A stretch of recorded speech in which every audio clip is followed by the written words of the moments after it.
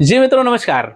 लक्ष्य GS cracker में सारे मित्रों का बहुत बहुत स्वागत है। आपके लिए बहुत अच्छी खबर निकल करके आ गई है। कमीशन की तरफ से आपको पता है कि लेखपाल का कट ऑफ जारी कर दिया गया है। बहुत सारे बच्चे परेशान थे कि सर कितना कट ऑफ जाएगा, कितने में जो है हम लोग मेंस दे पाएंगे लेखपाल का।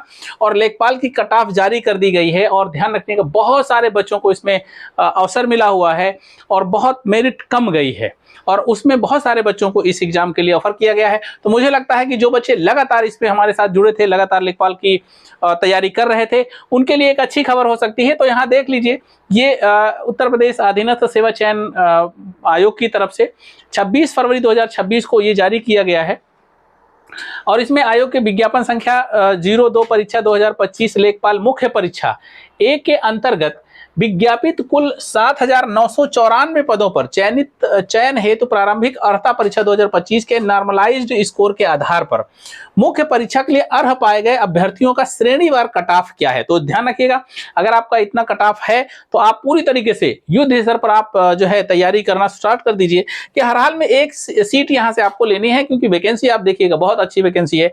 आरक्षित वर्ग के जो कैंडिडेट्स हैं उनका 55.12 ये मेरिट गई है ना, इतना कट ऑफ गया है। कितना?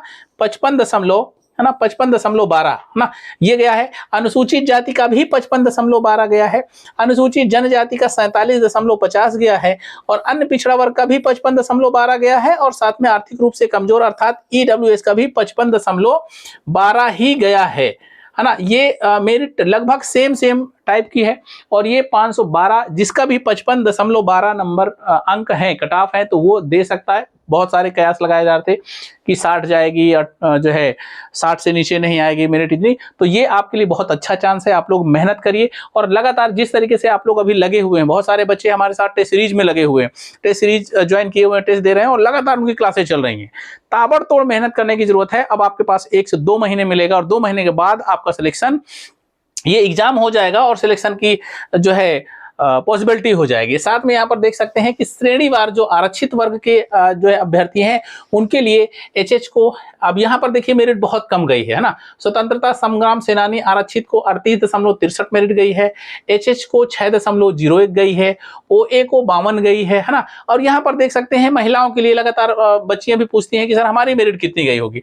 यहाँ पर लिखा है वांछित संख्या में अभ्यर्थी संबंधित मूल श्रेणी से में सम्मिलित हैं, मतलब कि जो 55.12 मेरिट गई है आपको भी वही सम्मिलित किया गया है। वहां पर जो आपका आरक्षण है उसके हिसाब से आपकी मेरिट वहां पर काउंट की जाएगी और वहां पर कम जाएगी, ठीक ना। सैन्य वियोजित भूतपूर्व सैनिकों की, अरे बाप रे, ये लो, भूतपूर्व सैनिक अगर कोई भी है लेखपाल बनना चाहता है तो उसकी मेरिट 0.24 गई है। आप समझ सकते हैं कि मतलब कोई मिला नहीं है, तो आप आराम से नौकरी पा सकते हैं।